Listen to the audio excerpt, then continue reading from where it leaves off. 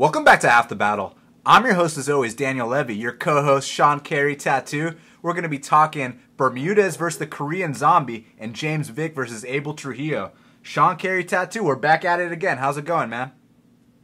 How's it going, man? You ready for some Texas judging? Just the way we like it. Just fucking crooked and all over the place and totally wrong. That's what I'm looking forward to. Some just put your hand over your mouth type decisions. Just can't take it type decisions. That's what we're looking forward to, right, Daniel? You're into that? Dude, you like that? I'm looking forward to some 30-26 Bosch. You know what I mean, Sean? Yeah, that's going to happen. Sure. Can't wait. And they just can't get it right. They can't get it right in any sport, by the way. It's not like they do boxing any better. They're famous for being terrible from being terrible at boxing. It just carries over. I don't know what's in the water down there or what, but it's fucking terrible. Yeah, and speaking of a fight that has a high probability of going to a split decision, we got the Fight Pass featured prelim between Nico Price, he's minus 125, and Alex Morano's plus 105. Now, I like this fight a lot, Sean, because, I mean, obviously with Nico Price, you saw in his UFC debut, he goes out there against Brandon Thatch, taps him out in the first round. Not that tapping out Brandon Thatch is that big of an accomplishment anymore, but it showed you that this kid can come in on short notice, get a first-round stoppage against a more experienced guy.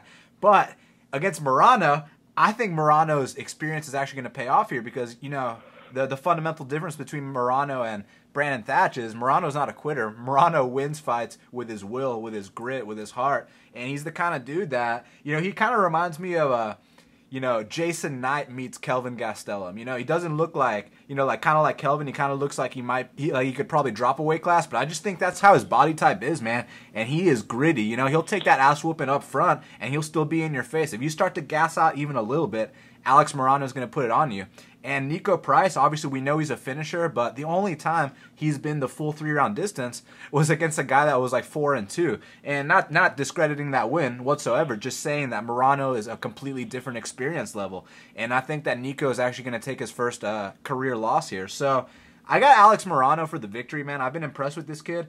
I know you haven't been impressed with him because, you know, he is hittable, but to me, there's different kinds of hittable. There's, you know, dudes that are chinny as fuck, and then you're like, okay, yeah, I want nothing to do with it. But then there's guys like Morano who, you know, it's kind of like Diego Sanchez. You hit the guy 100 times, he's still going to walk forward, you know, and he's still going to be in your face. It wasn't until way towards the end of Diego's career that he finally got stopped. And I think it's going to be a while for Morano, and I think he's going to will himself to victory here just by being the grittier guy. Not that Nico's not gritty, because he totally is, and he seems like a smart dude.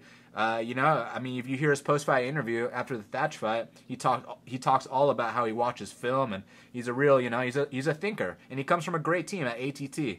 But I think the experience of Morano is going to be the difference here. So give me a better underdog price, and I might take that shot, Sean.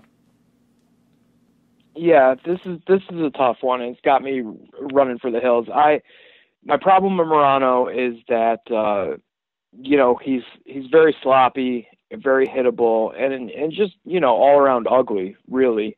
I've heard that his grappling and the wrestling is good. I haven't seen that the grappling and the wrestling is good. It's serviceable, but you know, good is a different story. Thinking all those things about him, I bet against him, and he's beaten me. So how did he beat you? I have Muntasri. No, I know, but how did he win that fight? Not really, not in the way that I expected. If it went bad, I thought it would be he gets his ass kicked, weathers it, and wins at the end. It was never like that, really. And I don't know how much of it to credit Morano with and how much of it to blame Muntasri with. What I do know from thinking what I think about him and then from seeing what I see out of him, what I think about him is not what I'm seeing. If he's one of those ugly guys who's going to be successful just making it ugly, that's fine. But my read on him is not good at this point. On the other half of that, Price, when I was studying him against Thatch, I was like, this guy, whoa, his stand-up defense, not good. His head is right there to be hit. I was thinking that Thatch was going to catch him with something and knock him out.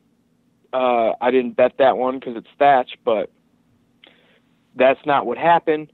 But then again, he didn't really test my theory. You know what I mean? But he won that fight. I really did not expect him to win that fight. So again, not going too deep into him. I saw what I saw. It did not play out that way. I was wrong. So now we got two guys that I'm wrong about against each other.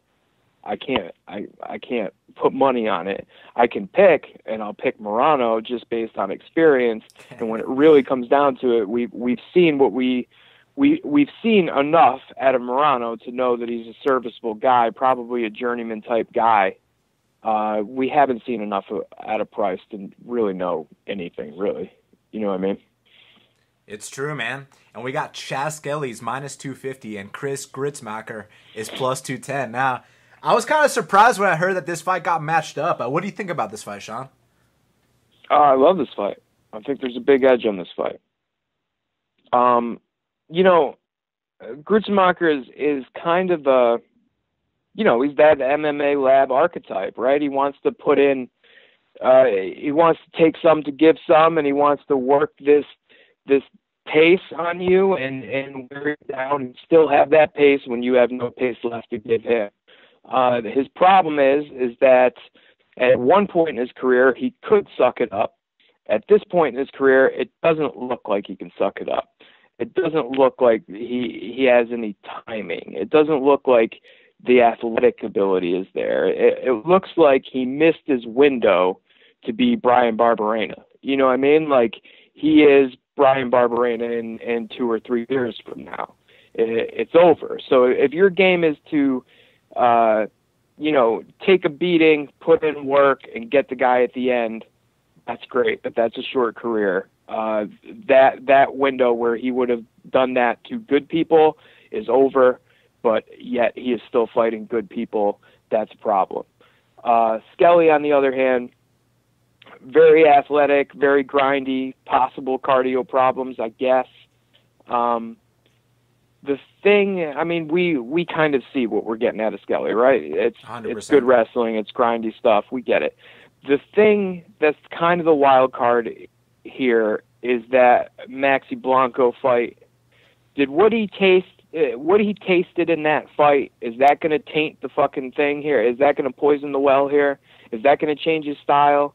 Is he going to Brunson us now? You know what I mean? Like, is he all out attacker now? Because I guarantee you, when we've seen his cardio falter, I don't want to see what happens to his cardio when he goes full steam ahead and he tries to Maxi Blanco somebody and it doesn't work. I don't think he's going to have too much gas left.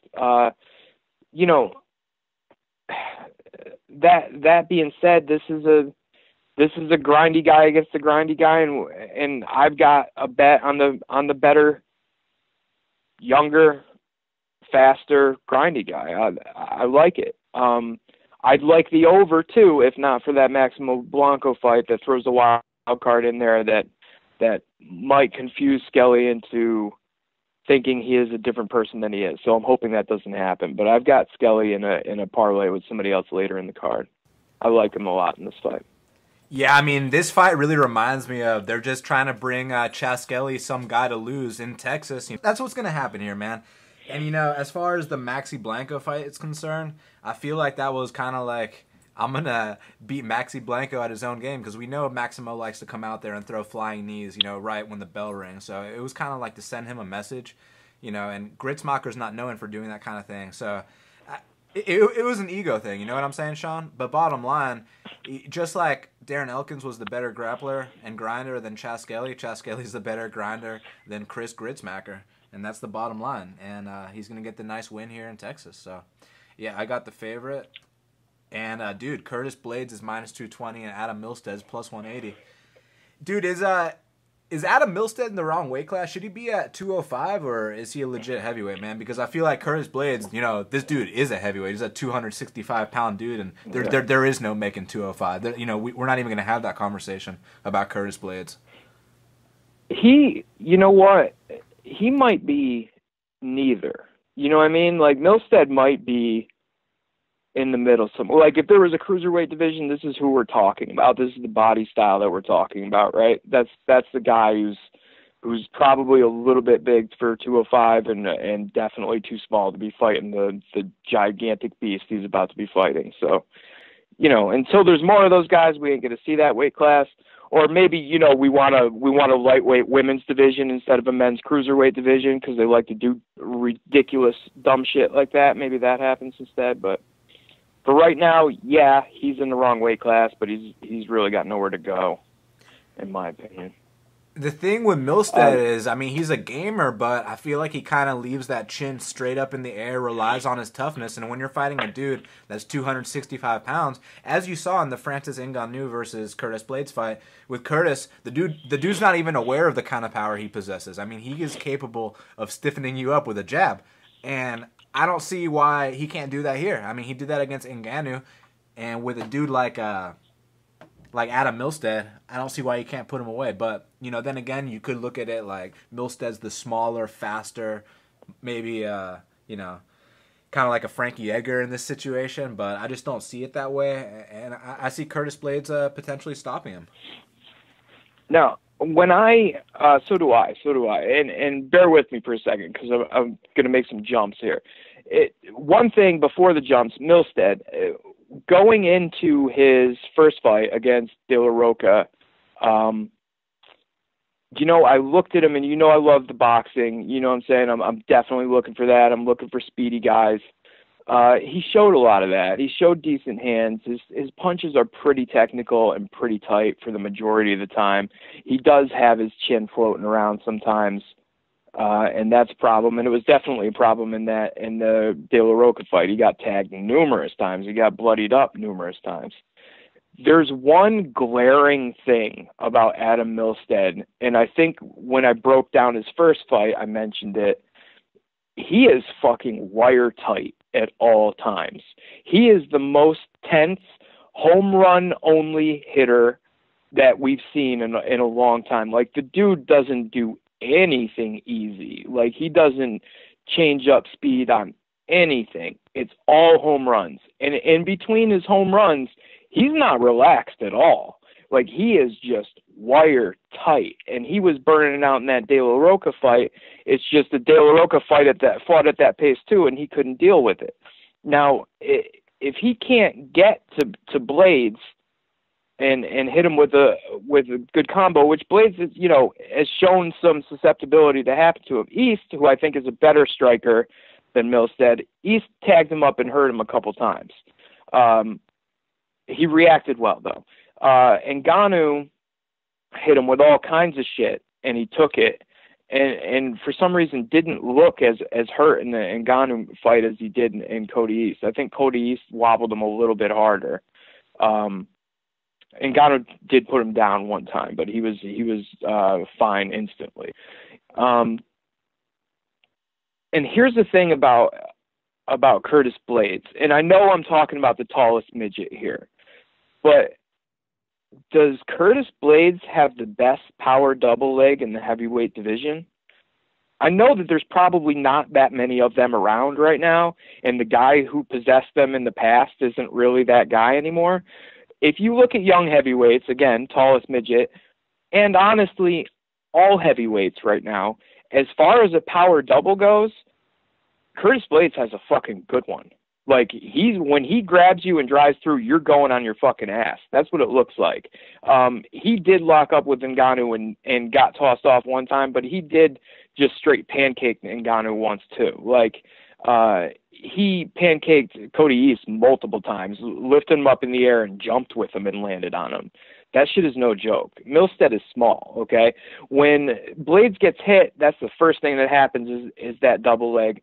And you would like to catch him in the middle of that double leg, but once he's on you, you're going for a fucking ride. I think multiple times the stand-up might be sketchy, even though, I as we've seen, Blades can probably get to Milstead and hurt him as well. But when it does get sketchy, that double leg is coming. Can Milstead get this big bastard off of him? Can Milstead stop that takedown in open space? I say no and no. I think this is Milstead walking around wire tight with his teeth clamped shut, throwing home runs, burning out, getting taken down, getting tired with this huge guy on top of him, and catching a mean beating. I think Blades stops him probably mid-second, end of the second, something like that. I like Blades here. I've got Blades and Skelly for 2 units. That's plus 109. Jessica Andrade, she's minus 455, and Angela Hill is plus 360. Now, I think this is a mismatch, Sean. I agree with the line. And I feel as if, for a long time, a lot of us were calling for Jessica Andrade to drop to strawweight. I mean, because she was always a little pit bull up at bantamweight, but, she was just simply too short. And the times when she would lose fights, she'd be dominating them, and, she'd give up her back to just to a bigger fighter. And I feel like now that she's at this weight class of strawweight, I mean, dude, you see the way she's been running through these chicks, and I mean, Jessica Penne, you could make the argument, it was, Joanna's corpse, right? But bottom line, I mean, she still stopped her quicker than Joanna did. And also, Joanne Calderwood, I haven't seen too many people put her away in the first round. I know Marina Moroz, but this was a thorough, no questions asked, no issues outside of the cage Calderwood. This was Calderwood coming off her best career performance, and Andrade still put her away in the first round. Now, Angela Hill, she got cut from the UFC for a reason, and the reason she got cut was because she wasn't good enough to be in the UFC, and so she went to Invicta, won the title there, went to close split decisions with, people that fought, once every 2 years, that kind of thing. And now she's coming back to fight. Look, if I'm backing Jessica Andrade to potentially beat Joanna, then I have to bet the house and pick her to beat Angela Hill. I mean, if I'm, you know what I mean? If I'm giving her even a chance against the UFC champion, then I better bet her to beat the Invicta champion. So I got her in a 3.5 unit parlay with someone later on the card. I think she's simply too big, too strong, too athletic, too everything for Angela Hill. I think Angela Hill's simply not ready. And I also think there's a chance she might be overlooking Andrade. Not that it makes a difference, even if she was the most focused she's ever been in her life. Andrade is still a terrible matchup for her. So I see Andrade not only winning this fight, but finishing this fight. However, if it does go to decision, I mean, I wouldn't be surprised. It's a fucking strawweight fight. You know what I'm saying? All those fights fucking go to decision. But there's something about Andrade, and she definitely strikes me as a finisher. I mean, she has been putting these chicks away. So I believe she continues that trend here via submission. But bottom line, I got her in a parlay. I actually did some work on this one because I see a betting opportunity here. In truth, Andrade probably gets to Angela Hill and gets her out of there. That seems like the most logical conclusion here. Like, once that cage is cut off and she's pinned there and that combo comes, you probably can't eat too many of those before things start to go poorly. But let's play a little devil's advocate here. We haven't seen her go long yet at this weight class. Indeed, she looks great at this weight class, but, we don't see what that turns into later yet. Does Angela Hill, while in that interview she does sound like she's overlooking her, which sounds crazy, seems awfully confident.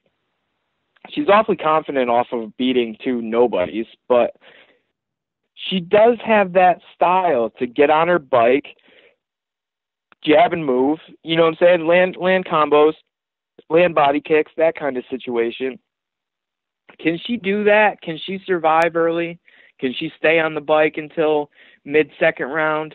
Does Andrade slow down in the mid-second round? Can Angela Hill take over at that point? That's possible, man. And because that's possible, I thought about Hill to win. I don't love it, but that over, I'm right on the fence. I'm right on the fence with that over. I think if she can stay on the bike, she can stretch this long. And as always, the sub-defense and the transitions and basically the whole ground game of Angela Hill, not so great. So, she could just get choked out early too. But I don't know. Something about this fight tells me she gets on her bike and gives Andrade problems, and we finally get to see how her skills play out at this weight class later into a fight. I think it'll be interesting, but Andrade is the pick. Jeez, I certainly hope not, man. But the thing is, I know what you're saying. It's just I don't really think she's on that level. We never saw that in the UFC. We've maybe seen glimpses of it in Invicta against people that are like 4-3, but in those fights she was struggling too. So there's a huge experience gap, man. She would need the perfect game plan to keep Jessica Andrade at bay. One does not simply keep her at bay, Sean. Even the fights she's lost have been serious fights, back and forth. So if this was a 5-round fight, then I'd be a little bit more concerned. But I feel what you're saying in terms of, maybe having a weird feeling about this matchup just because it seems maybe too good to be true. I get that 100%. Yeah, it seems a little easy at this point. But that being said, man, when you talk about what would be an easy matchup for Jessica Andrade, and Angela Hill's like one of the first names that pops to my mind, dude. Like I'm just not. I don't buy the hype with Angela Hill, man. I don't think there's any hype. I would just I'd rather have Andrade against somebody a little less mobile. You know what I mean? A little less mobile. That's the issue here. But, it's probably not an issue at all. I mean, isn't Joanne Calderwood like some, switches her stances and, is the fancy striker in that division? I just feel like Andrade is like so powerful that she's going to push Angela Hill up against the fence, lift her up and slam her, and, the whole mobile thing is not going to really matter. I pretty much agree with you. Well, I fucking hope I'm right, bro, because Jesus Christ, how embarrassing would it be? How fucking embarrassing would it be hope so. To lose a parlay with the biggest favorite on it, as the losing leg? Just it goes against everything I believe in, Sean. So, geez, we'll see what happens, right? But OSP, he's minus 310, and the newcomer Volkan Ozdemir is plus 255. And I mean, OSP doesn't usually lose outside of the top 5, man. I mean, he usually finds a way to win unless you're, top 5 in the world. And, Volkan's making his UFC debut. This dude's only had one fight in the last 2 years, I believe. But, he is a finisher. He's still a big dude. And Ovens is coming off, a bad loss. But at the same time, man, Jimmy Manuel, right? I mean, Jimmy would probably do that to Volkan as well. It is what it is. Those losses happen from time to time, but I feel like Ovens is a mentally strong guy and can rebound from it. I know there's the whole, he's coming off the title shot and then he lost the fight after that. And if he was fighting a top 5 guy, then, maybe look to fade him. But I feel like this is the kind of matchup that gets him back and, lets him keep his ranking, right? Nice little win. But what do you think about the newcomer? I think he's shitty. I think... I went and looked at this because I always like to fade OSP. OSP has his things that he does well, which we've seen. He's awkward. He's obviously a big puncher. He's super athletic. His ground game is not great, although his top games, can definitely get to people as we've seen. His cardio is not great. He also does weird things in fights, IQ-wise. He seems okay with the occasional staring contest. I want to go against him. I want to go against him, especially with the bump your head on the ceiling type situation. He went up there, he got beat, he did well, I guess. Then he gets beat again badly. Now he's coming back. He's not exactly super young, you know what I'm saying? Career-wise, anyway. But this other guy is just crap, man. And I read that he was gearing up for a heavyweight fight, and now he's got a short notice light heavyweight fight. How's that going to work out? You know what I'm saying? Where you're training for a heavyweight for a pretty big fight. I forget what organization it was, and now you got to cut down to 205 in 2 weeks and some change, or maybe even less than 2 weeks. So that's not good. This guy's a big puncher. He really shows nothing on the ground. His punches aren't that clean either. I feel like OSP should win this on just basically experience. I feel like the Russian gasses out. He's not Russian though. He's Swedish or something, right? I feel like he gasses out and loses. I think he's going to have problems with this weight cut. I don't like this situation, and I don't know why he's here other than to pump up OSP. I like OSP here. I like OSP too, man, and we talked about this every single time he fights, but he kind of reminds me of Alex Cowboy in a way. Like, dudes get injured when they fight him. You know what I'm saying? He's one of those guys. And, in a spot like this, he should get back on track. And it's probably going to be something funky, something unorthodox like he tends to do, man. I mean, he's... how would you describe his style? Because obviously, like I've said in the past, it looks ugly, but it's effective most of the time anyways, What is, shit, I forget, of course I spaced his name. Keith, he Jardine? beat Chuck Liddell. Keith Jardine, right? not so rhythmy, not so bouncy like Jardine, but just throws the wrong thing. You know what I'm saying? Like you've been training against guys your whole life where you know after this comes this, or after this move to here, it's usually going to set up something from this side, but he does it wrong, whether it's on purpose or not. It's wrong, so it hits you. You know, that kind of situation, just herky-jerky, awkward, unorthodox. Sure, but it gets there quickly and gets there with some power, so it's a problem. Man, I mean, he kicks you with one of those body kicks, and it's going to, break a rib. But anyways, dude. Yeah. The co-main event of the evening, we got Abel Trujillo. He's minus 110, and James Vick is minus 110. Now, I feel the only reason that this fight is a pick'em, according to the odds makers and to the public, is simply because of Vick's last fight. That's the only reason. Had that not happened, Vick would be a big favorite in this spot. Now, I mean, just think about what Beneil Dariush would do to Abel Trujillo, Sean. So, to me, it's like, look, he went up against a top 5 guy. In my book, Beneil's a top 5 guy. I mean, one doesn't simply 30-27 Rashid Magomedov in Mexico City elevation. And so Benny, to me, like I said, he's a top 5 guy, and he's probably going to prove that when he gets this upset against Edson Barboza, Sean. But, Vick, it was just, he had to take that first loss. Everyone has to take that first loss. But in this spot, man, I mean, we know that Abel Trujillo is a bit of a front runner, and he's got a reputation for being a knockout artist. But if you really look at it, I mean, yeah, he had a nice knockout against Jamie Varner when they were in the sloppiest of sloppy brawls.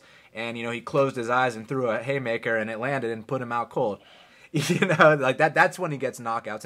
And he beat Bobby Volker twice. Like, okay, cool, man. Not Bobby Volker, the dude that lost to Bobby Volker. What's the name of that fucking guy with the blonde hair? Roger Bowling, that kid. You know what I'm saying? Like those are the dudes that Abel Trujillo is knocking out, right? And ever since the Reebok era started, go watch those 3 fights. The Gleison Tebow fight was pretty embarrassing. What was the next one? Why can't I picture Roger Bowling with blonde hair? I thought he had like a black hair with like a bowl cut. Am I picturing somebody else? I don't even know, man. I think you're right about the bowl cut. Okay. What were we saying? What was I saying? I lost my train of thought. The kind of people that Abel beats are blonde-haired dudes with bowl cuts. So, okay, so, I thought that he was a pretty explosive guy, pre-Reebok. You look at that fight with Jamie Varner, even though that one was so damn sloppy. Let's look at the one with Tony Ferguson, right? He drops him in the first round, has a nice blast double in the first round. But, dude, the guy's only got 1 round of cardio. And after that, if you start to fade against a guy like James Vick, who has the heart, has the will, wants to be in there, and is known for, going all 3 rounds, can handle the deep waters. And then we got to talk about, the size difference too. Obviously, 6'3" versus 5'8". But to me, I'm going to put that on the back burner, man. I feel like, when you're fighting a cardio machine and you're a 1-round guy, it's just a bad proposition, man. And this ain't no Benny Dariush anymore, man. This is the kind of fight that Vick wins. And people are going to say, oh, you're only going to bet on him because he's your friend. And it's like, look, dude, I got plenty of friends that are fighters, and I don't bet on all of them. And not all of them are winners. I got friends that are fucking 1-4, you know what I'm saying? But Vick, in particular, has a 90% win rate. This guy is a winner through and through. He's pissed off. He's embarrassed about how the last fight went. He's got a point to prove. He still believes that he can be a future world champion. Whereas a guy like Abel, he's showing up, to put on a fun show for the fans, get a paycheck, this and that. Vick's got a vision, man, and I think that what's going to happen is Abel's going to come out swinging hard, and maybe he gets an early knockdown, maybe he gets 1 or 2 takedowns, but eventually he's going to start gassing out real hard, and his head's going to start getting popped back with the straight punches, and I think he's either going to get knocked out with a flying knee, or he's going to get choked out with a guillotine on a desperation shot. So I got James Vick in the 3.5 unit parlay with Jessica Andrade, so let's get it. Well, I can't blame you.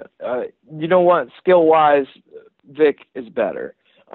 Vick has some sneakier things that he does. Vick has good guillotine, and if Vick can work that boxing game that he did on Franca, he could really just hang Abel out on the end of a jab and straight punches for the whole damn night. And I don't think Abel can deal with that without folding up shop.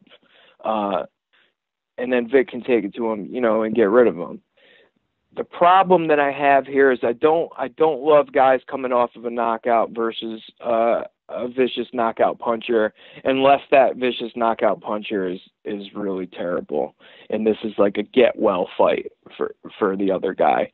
I'm not sure that this is a get well fight for Vick. I think this is a pretty tough test for Vick, especially in this situation, this context.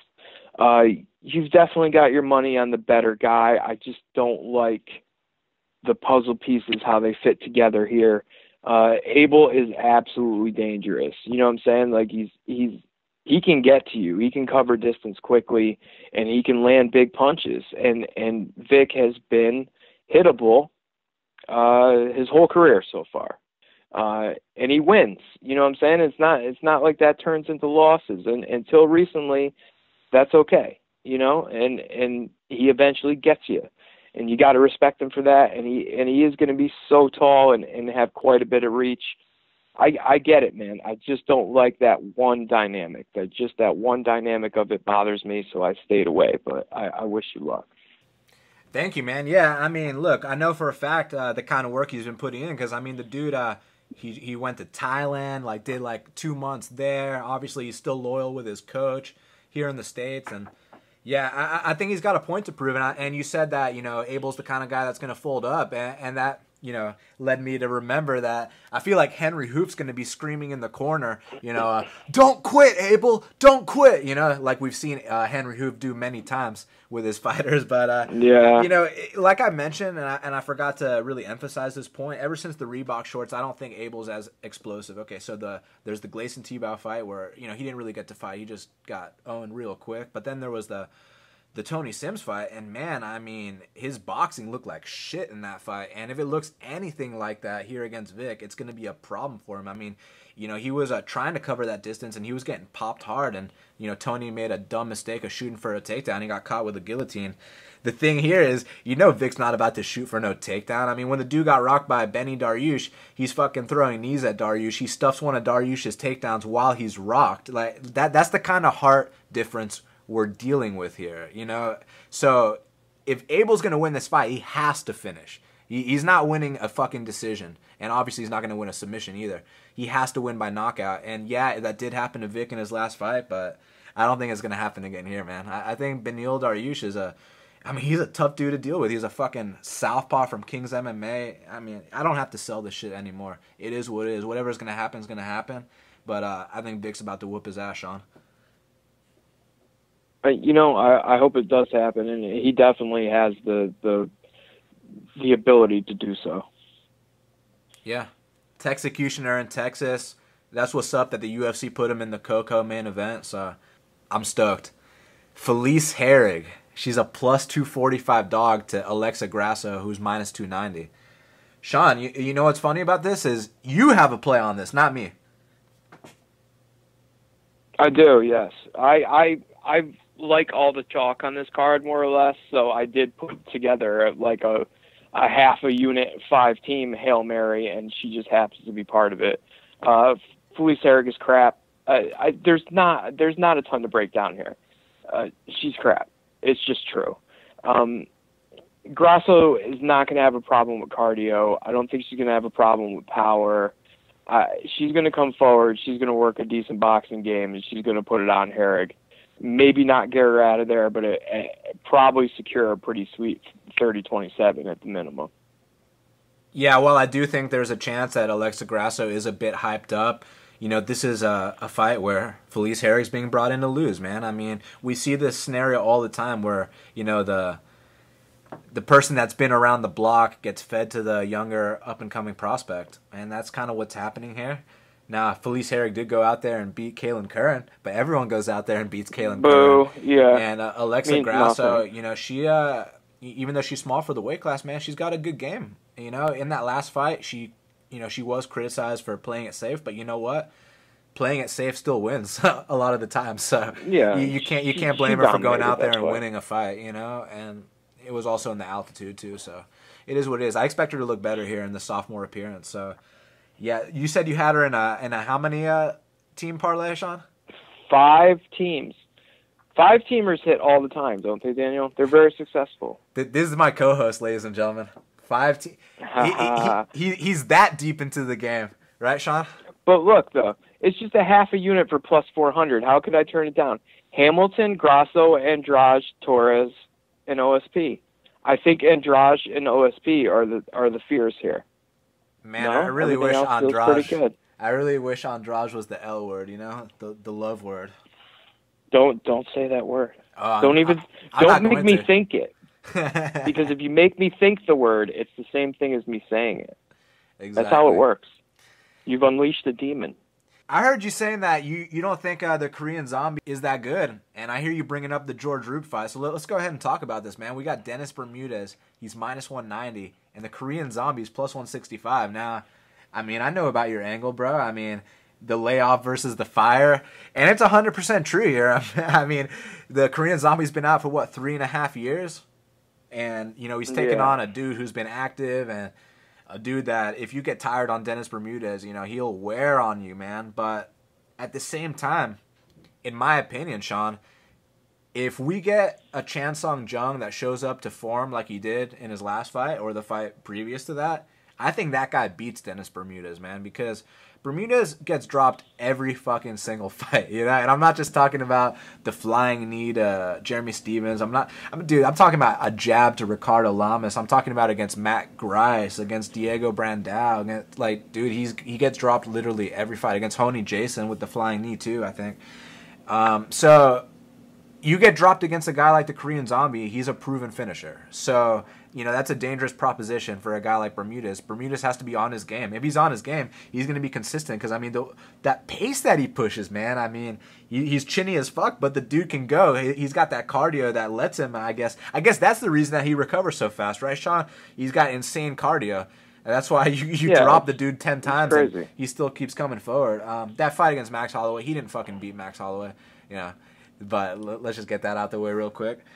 So in this spot, I mean, what are we going to see out of the Korean Zombie? I mean, are we going to see the dude that, you know, fucking dropped Dustin Poirier, threw flying knees on him, Dars choked him, and yeah, you know, it's not the Dustin Poirier we see today, but you can't sit here and act like that Dustin Poirier sucked. You know, it's like when people talk about, but I'm going to kind of act like that. Yeah, but Conor beat Max, and it's not the same Max we see today. And it's like, yeah, you're 100% correct, but it's not like Max sucked back then. He was still really fucking good. He's just better now. I feel the same way about Poirier. He was damn good back then. He's just even better now. So to me, it's not, that argument is, you know, I don't think it's valid in this spot.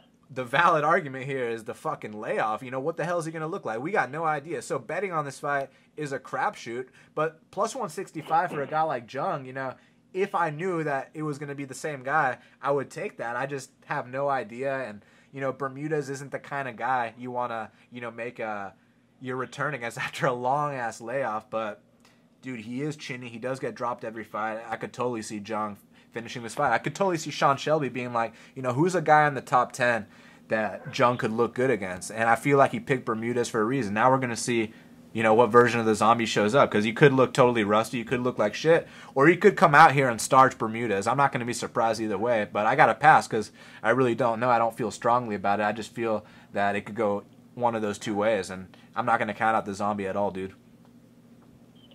I'm going to count him out. You know, here's the thing with Bermudez. We know what we're getting here, okay? His highs are very high. Like, the cardio is crazy. The pace is crazy. The wrestling is solid. The striking is pretty solid. Decent kicking game. You know, weird to say, but decent defense. Decent footwork. As far as skill set goes, and as far as where the sport is at this point, he's pretty much cutting edge. You know what I'm saying? He has these points where he falters. He does get himself into trouble and get subbed when he shouldn't. He is chinny and he does get caught and knocked out. Yes, that shit does happen, and that shit could absolutely happen against a Korean Zombie. It absolutely could. But really, let's talk about Chan Sung Jung. Here's the thing. He is exciting. He is awesome. He is fun to watch. He did hit a twister. You know what I'm saying? He hit the twister on Leonard Garcia. So I don't even know if we want to like pretend like that was the real thing. You know what else he did? He lost to Leonard Garcia. He got knocked out by George Roop. His best win is Dustin Poirier. That's not the Dustin Poirier that's around now. And that was a great fight, and he looked good there. You know what I'm saying? But that was in 2012. What has he been doing? I mean, I know what he's been doing, but what has he really been doing? Who is he training with? Are they making him? Is he caught up? Isn't he after training, a 3.5-year layoff? Isn't he training with the same people that Korean Superboy trains with?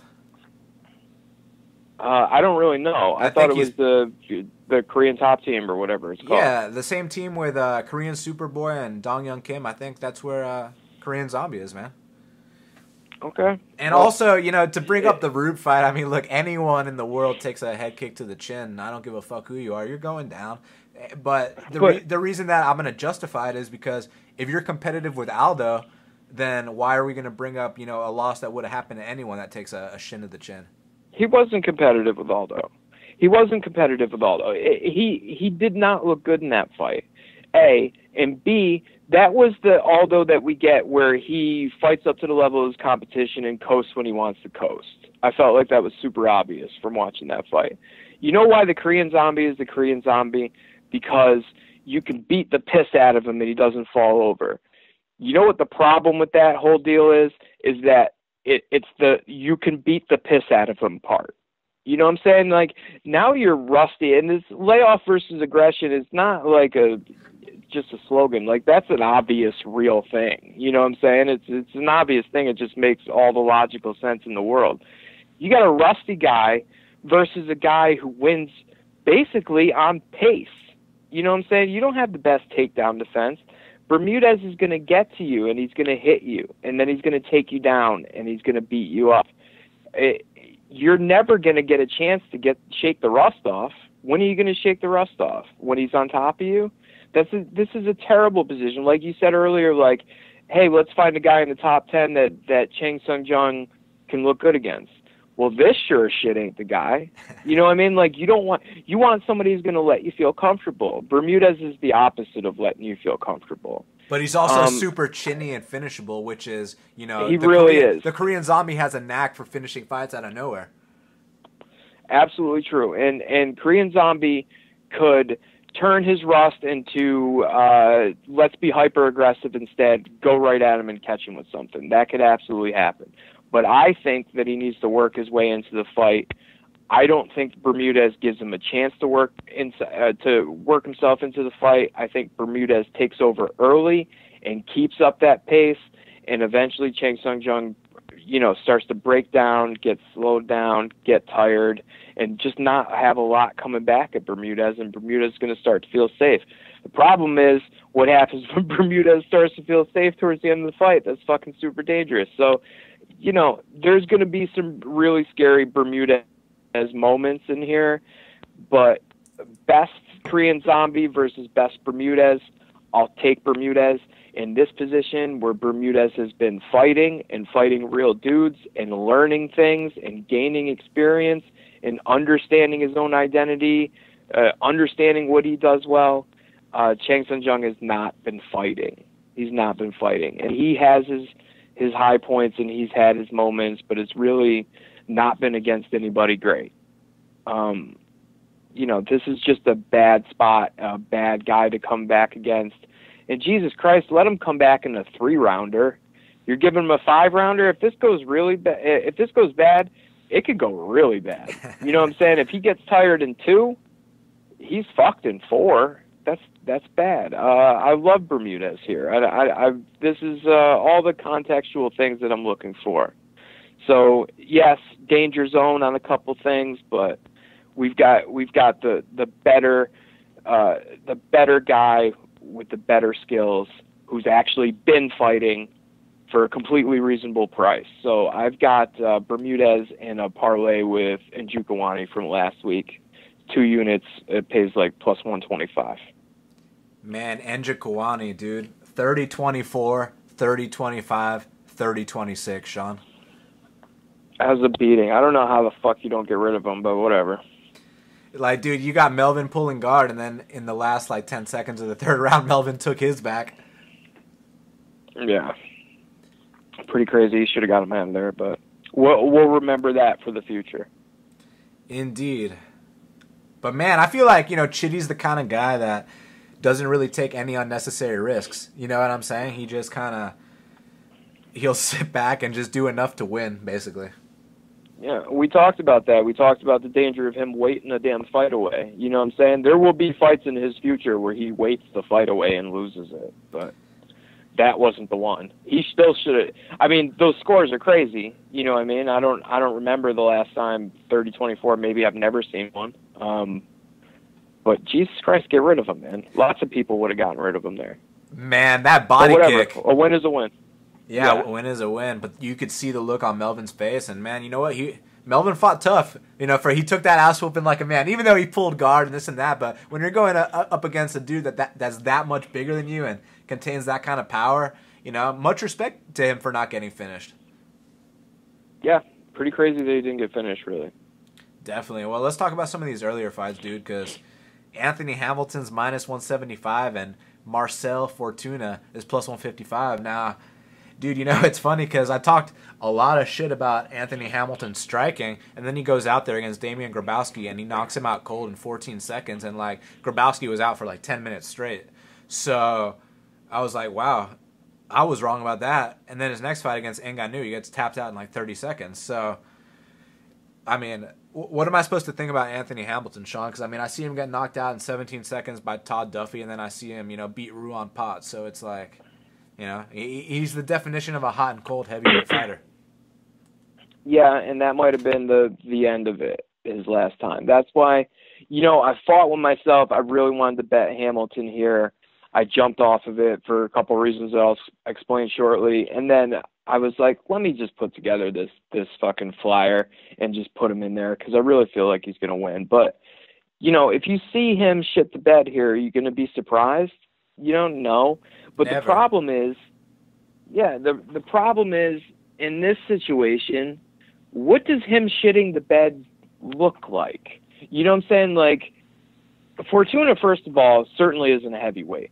You know what I mean? His stand-up game is basically jab leg kick. You know what I'm saying? He really winds up on the leg kicks. They're not terrible. They're actually pretty decent. He's got a 1-2. He's got a 1-2 Superman punch. He's got a couple things. Doesn't seem to carry a lot of power. And even though Hamilton has been knocked out, could he get knocked out by this little guy who's not a striker? I don't know. Maybe. Fortuna's really a jiu-jitsu guy. How the fuck are you going to take Hamilton down? You know what I'm saying? He's huge in comparison to you.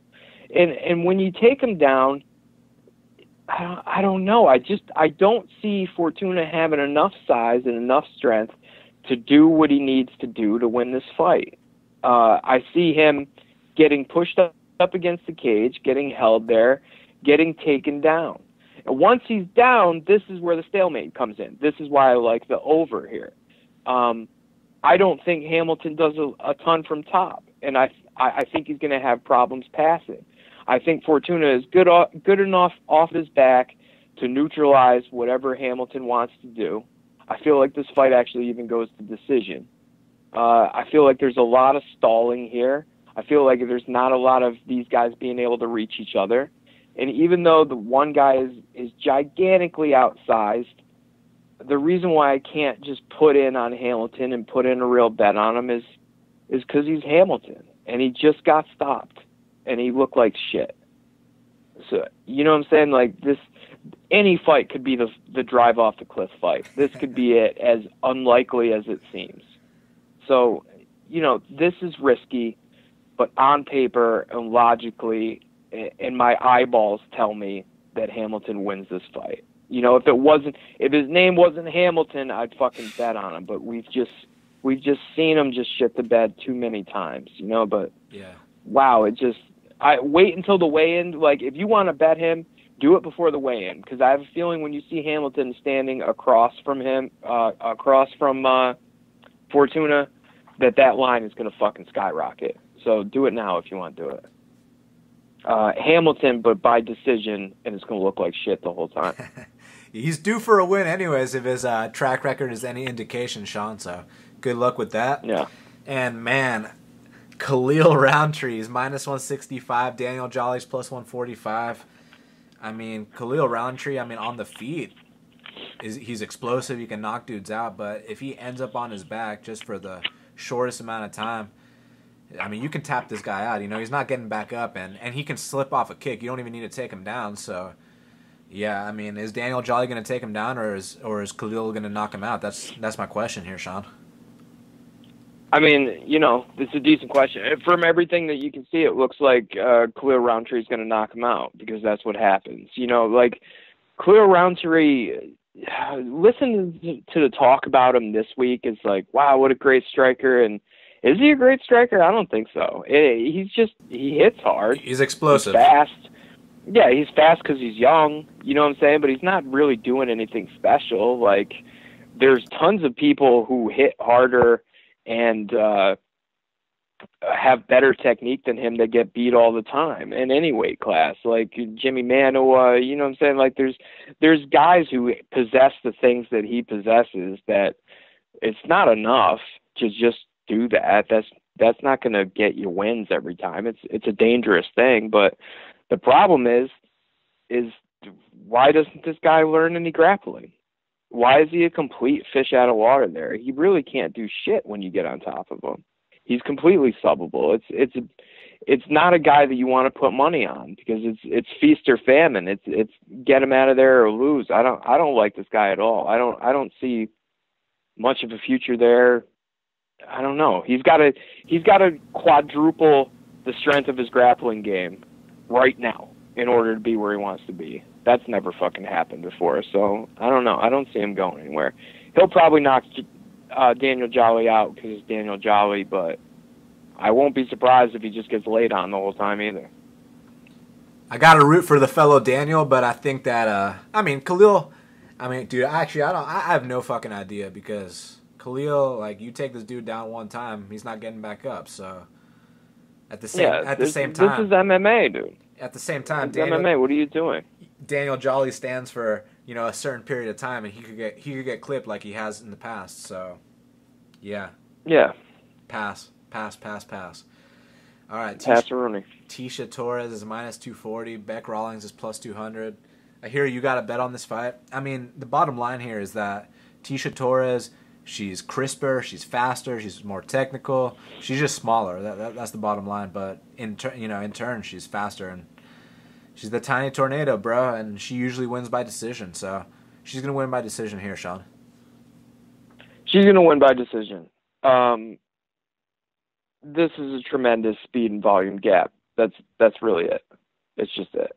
You know what I mean? Like, again, I usually don't bet on chicks because, I don't know, weird shit goes wrong. It's just like every chick fight is a goddamn Bellator fight.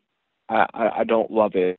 But again, I'm in for a half a unit on a big fave that I see winning. She's a big fave for a reason. Yeah, speed, volume, decision, sure. Michinori Tanaka is minus 215, and Ricardo Ramos is plus 178. Now, I mean, Michinori Tanaka, I really enjoy watching this guy fight, especially with the scrambles on the ground, man. I mean, you remember that fight against Young Ho Kang. What happened to Kang, by the way, man? Did he have a military leave as well? I don't know. He was the better of the two. Remember, him and Lim kind of hit the UFC at the same time. Kang had a much bigger upside than Lim. I don't know where the fuck he went. He was a badass. I wish he'd come back. Yeah, he was good. But, man, Tanaka's a badass, too, man. I mean, he had a really close fight with Hani Yaya. Obviously, he beat Joe Soto. So, I mean, he's got the experience down. You know, a lot of people like to talk about, they like to fade Japanese fighters in the U.S., but Michinori Tanaka isn't that kind of guy, in my opinion. I mean, this guy's a winner, you know, and he wins most of the time. Now, with Ricardo Ramos, I mean, you know, he's athletic, he's a bright prospect, but he's simply not experienced enough in this spot. I mean, he's a guy that usually finishes fights in the first or second round via submission. So, you know, there might be some really good scrambles here early on, but, you know, dude, on paper, this kind of reminds me of, like, Ray Borg versus Gene Herrera. You know, Gene Herrera on paper, you know, he kind of, like, was similar to Borg in a way, but, you know, it was all regional scene, whereas Borg was proven in the big show. And now, you know, Ricardo Ramos has to go in there and take that first L in his debut. And he'll be back, but Michinori Tanaka is going to get done either by decision or submission. When I went to look at Ramos, I watched, I think I found 5 of his fights. My notes in big capital letters, it says, dummy in the making. This guy, if you could just watch his highlights, you'd be like, holy fuck. Because it's pretty flashy, and it's pretty explosive, and it looks pretty goddamn dangerous. But when you really watch the fights, you know those moments when you're betting on somebody and you go, why would you do that? You know what I'm saying? Like, you're going to drop for a guillotine right there. That's what you mean like when Chris Weidman threw that spinning heel kick against Rockhold?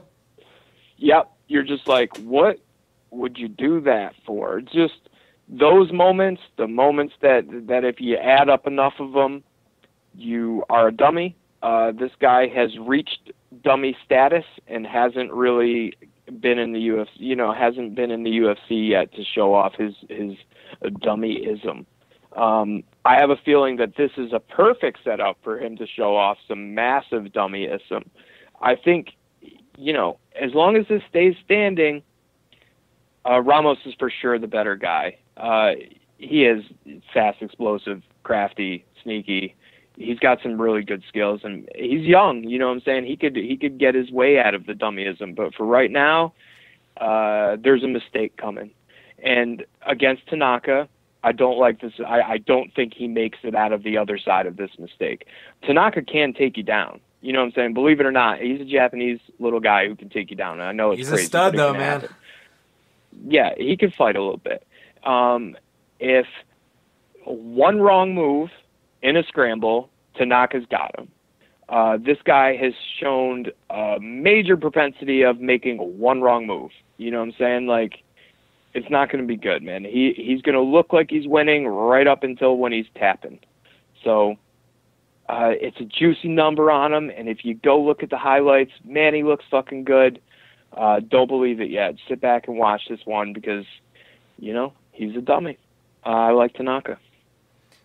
Sean, we got to talk about the fight to watch and the fighter to watch. So, Sean Carey Tattoo, what's the fight to watch at UFC Houston, man? Oh, boy, fight to watch. Fight to watch, Dennis Bermudez, Chang Sung Jung. 5 rounds. Chang Sung Jung basically never in a bad fight. Dennis Bermudez basically never in a bad fight. There's definitely drama coming because it's a Bermudez fight. Chang Sung Jung, same kind of thing, really. You know what I'm saying? This is bound to be a fun fight. Ups and downs for both guys, but eventually Bermudez is going to keep that pace going and win the fight. But, compared to the rest of this card, that's got to be the one. That's got to be the most interesting one as far as excitement-wise. That's the one to watch.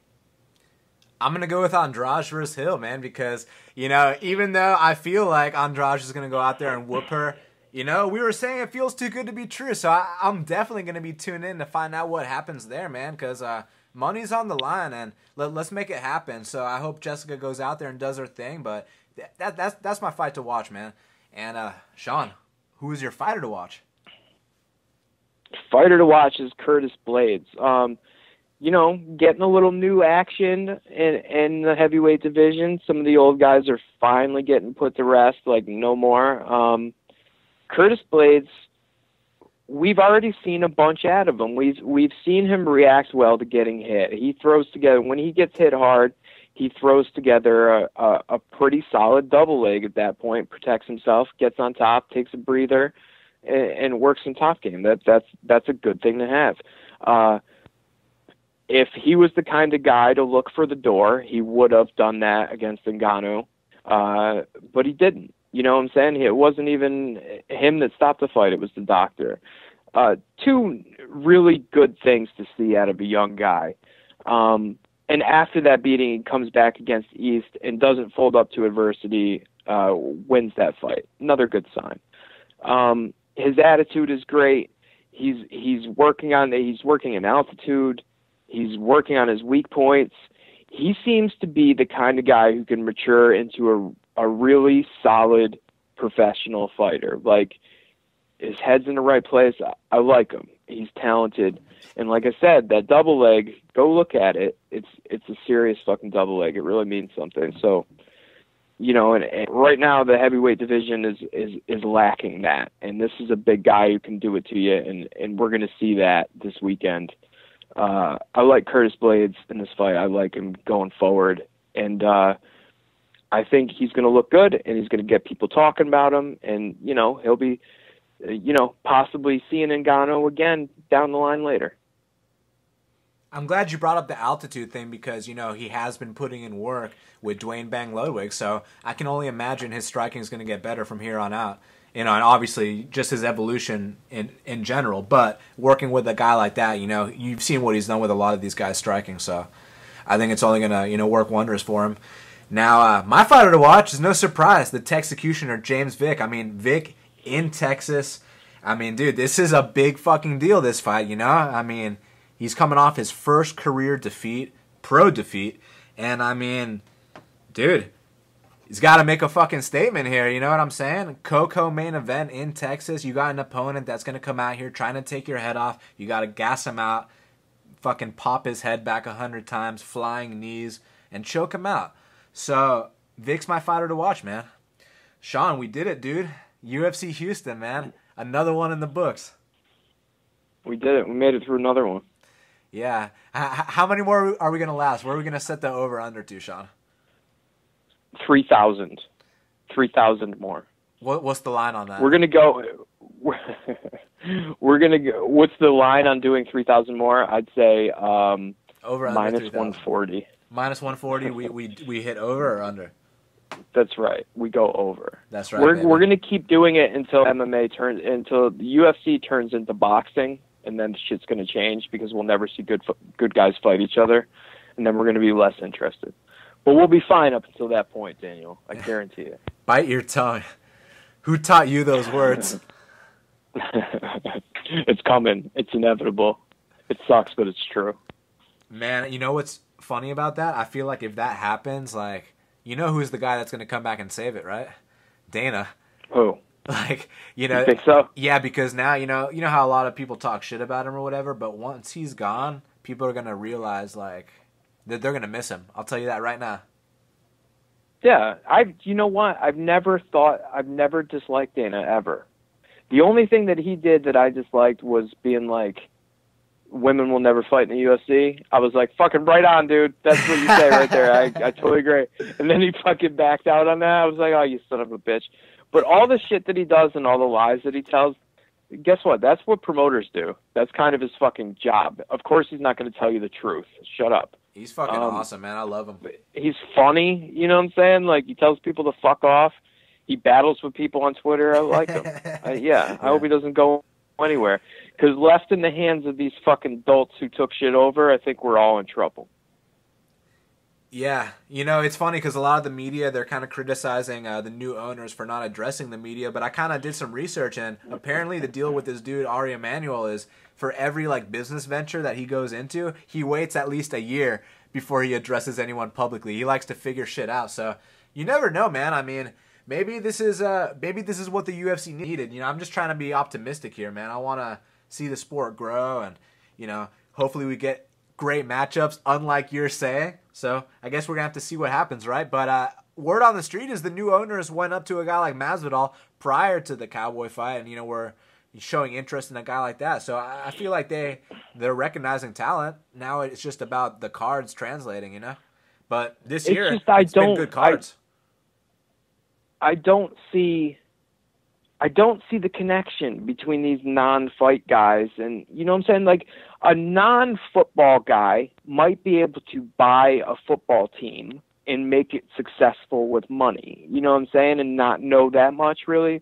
The fight game is like a traveling carnival, you know what I'm saying? Like, it's all ins and outs, and it's all weird relationships between people going back for 30 years and incestuous bullshit over and over again, and possible fight fixing and drugs and fucking, you know what I'm saying? It's a traveling carnival. It's a freak show of sorts. And these guys with their suits walk in, and yeah, we're gonna run this. I don't think it's gonna run you. You know what I'm saying? Like this, no, it's fighting, dude. It's gonna eat you. They're gonna sell it to somebody else eventually. I don't see them running it good, but you know, I'm not gonna shit on them before they've done anything, but we'll hope for the best. It doesn't look good to me. We gotta wish for the best. You know what I mean? Yeah. Stay optimistic and see what happens, man. But yeah, what's the next card? Is the next one the Holly Holm card? Yes, Brooklyn. Damn, Anderson Silva versus Derek Brunson. That's gonna be fun to talk about. Oh yeah, I got a definite pick in that fight. Dustin Poirier versus Jim Miller, Jacare versus Bush. There's some fights on that card that I'm excited to see, man. Yeah, some fun ones. Even though the main event is poop. Yeah, but there might be an opportunity there. So, you know what I'm saying? I'm already up to 3 units of opportunity on there. But I guess we'll save that for next week. We will, but, you know, I think I might be joining you, man, and it's usually... You better. I usually bet against that fighter, but in a situation like this where I expected it to be a minus 250 and it's a plus 110, you know, we have this conversation we're having now, right? Is she fighting the worst fighter she's ever fought? It's close, right? Now that I think about it, I mean, in the UFC, yes. Yeah. She's fighting the worst fighter she's ever fought. Have you ever really looked at Jermaine Devarandami's record? Yeah, she's crushed a bunch of cans. 6-3 and has no wins. Yeah, she's terrible, dude. I don't get it at all. I don't want to hype it too much because I want to put more, I think, but like I don't fucking get it at all. But okay, whatever, man.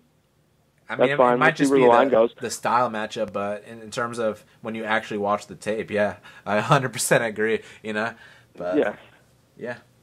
It is what it is. Okay.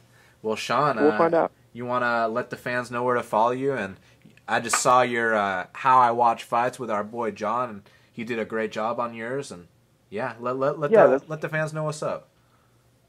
Sean Carey Tattoo on Twitter and Instagram, of course, as always. And I did do that How I Watch Fights that came out today, and I really like what that guy's doing. Like I said before, it's not a podcast like we do. It's something different. I think a lot of people want to learn about betting on this, but this is like a real weird, cool guy, boys club type thing where you don't want to ask info because if you ask questions, people are like, oh, you're a fucking noob.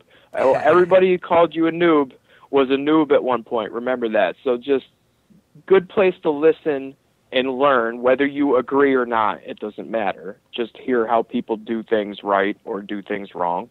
That's helpful. So that's fun. So go listen to that. Definitely go listen to that.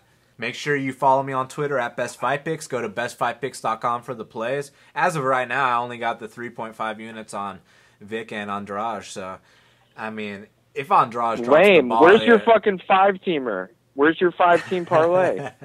I know, man. I'm talking to a man with a 5-team parlay right now, guys. But, dude... You better put together a half-unit 5-team parlay by the end of this podcast. Man, I really should, It's going to be the same one as me. It's obvious. Yes. Are you those 5 guys for plus 400? Come on. How can I say no to that? Throw like Chaskell. Let's find out. Which one of them loses? Who loses? Hamilton. Hamilton. How about that? Catch me outside. How about that? I'm a little more worried about OSP than Hamilton, but we'll see. Yeah, I mean, it just depends if this dude, Volkan, is any good. Because, I mean, we've seen Ovens go out there and crush, like, Nikita Krylov in short order, you know what I mean? So, OSP usually shines in these kind of fights, man. And, yeah, I just feel like Jimmy Manuwa just did what Jimmy Manuwa does in that fight. It was a bad style matchup. He looked extra good that night, too. You know he's fighting Corey Anderson, right? Yep. You know, that's a main event. It's a fucking shit main event. Oof. Yeah, but there's a good opportunity if the line's right. I mean, we've seen Corey do the chicken dance every single fight, man. So. Yeah, that's a prop right there. That's a good prop play. Oh yeah, that's a good point. You know, because a decision is most likely not likely, but you never know. That's why. You know, I was listening to your How I Watch Fights, and you know, he said that you say you don't usually bet by KO or by sub, you bet inside the distance, which, it's good. Yeah. It's good when it cashes, right? But then I bet Dustin Poirier inside the distance against Joe Duffy, and it's a 30-26. You know what I'm saying, Sean? So that's why I like to bet the fighter straight too. But when you do hit the props like Kyle did on that, plus 800 on Masvidal by KO and whatever the other one was, like round 2 or something. When you happen to hit that one, it's fucking unbelievable. But the quote unquote hashtag easy money is on the straight play. Yeah, I agree with that, man. That's the thing. It's just in the times where you can't get the value and it's a fight where you feel like, well, this guy isn't going to win if it goes to decision, and you feel safe about that, then that's the time to do it. You know what I mean? But to like in the Poirier fight, I bet him he was plus 200. You know what I'm saying? That didn't make any sense at all. Why would I even look at a prop there, right? You know what I mean? Yeah. Just take them straight. But certain situations, like in this main event that we're talking about, yeah, like we don't need to keep it secret if everybody knows. If this goes to decision, it's because Anderson's laying on him. You know what I'm saying? Like if Manuel wins, it's because he knocks him out. So why would you play? You know what I'm saying? You could play Anderson straight, but if you're going to play Manuel, you don't play him any other way besides inside the distance, in my opinion. Yeah, and one could make that argument and then watch him go out there and win by knockout, but at the same time, we could have made the same argument, prior to the Shogun fight. And, Shogun goes out there and drops him twice, but doesn't quite finish him, and then wins a split. So, you know what I'm saying? And it was in Brazil, and this is in London, so, you could make the decision argument. However, the KO is obviously more likely. I will just take a lower risk and put it on that number instead, and be happy with that instead of putting a real amount on him straight. You know what I mean? Because he could get decision, he could get laid on. That's a definite. Hey, before I let you go, what do you think about our boy Jorge Masvidal? Finally, you know what I feel about Jorge Masvidal? I feel like he's like when you love a band and nobody's heard of that band, and then the band puts out like a couple hits and they get popular and everybody likes the band that you liked, and you're like, fuck you guys. That's how I feel about fucking Jorge Masvidal. You know what I'm saying? Like, yeah. I've loved Jorge Masvidal forever. I've been taking shit for betting on him because he, occasionally indulges in staring contests. Now he's fucking putting it together. He looks great, and I just see tweets about him like, this guy could beat anybody at 170. This guy could beat it, First of all, fucking slow down just a little bit, though. You know what I'm saying? Like, he's still small. You know what I'm saying? But, yeah, the hands, of course. And if he's finally put it together mentally and he understands why he loses when he loses, yeah, fucking dangerous as shit. Oh, my God, he could beat him, but, the mental side. He's got to put it. Well, it's like what we were talking about last week. It's awesome. like a different version of Mousasi. He was never, when we talk about career resurgences, usually we talk about someone that wasn't that good and then they became great. Whereas here, Mousasi and Masvidal were already great, but now, they just needed to switch something up mentally. It's like, Masvidal and Mousasi were always perennial top 15 guys, but now they're top 5 guys. That's what I'm trying to say here. That's right. And remember, we talked about this last time too, remember that they both have many years left. You know what I'm saying? They've been through it all. They have a zillion fights. They've seen anything that you can do. They have dealt with it already.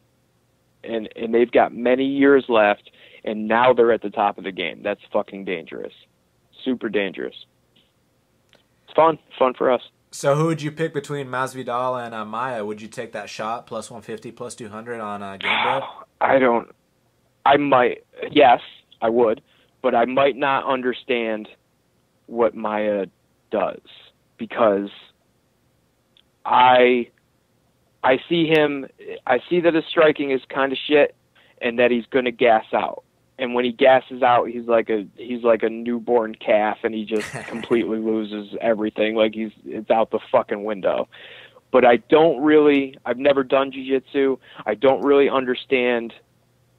I understand what I see, but I'm just saying, like, I think that I need to be able to break down just a jiu-jitsu game better before I can really know what, you know what I'm saying? Like, how is he smushing Carlos Condit and doing that to him? Well, he landed a really nice shot, and Carlos said that he got rocked, and I mean, that might have been a result of that fucking, you know, all the fights he's had, but in particular, it all added up when he fought Robbie Lawler in that 5-round war, and then he just goes out there against Maia and got smushed, and we've seen that happen plenty of times, man. I mean, remember with Chuck, after he lost to Rampage, and he just started getting knocked out every fight pretty much. He tap you out occasionally, it's not working. Think of all the people that he hasn't tapped out. You know what I'm saying? He's 40. Like, I don't know. I don't get it. I don't get it with Damian Maia, but I understand that he's dangerous, and I understand that he's dangerous in a way that I might not completely have a grasp on. So it's tough, but fuck yeah, I'm taking Masvidal. Kidding me? He knocks him out. All right, well, Sean, let's get out of here, man. So everybody, make sure you follow Sean at Sean Carey Tattoo. Follow me at Best Fight Picks. Subscribe to Half the Battle on iTunes, SoundCloud, YouTube, and Stitcher. And until the next time, let's cash these bets.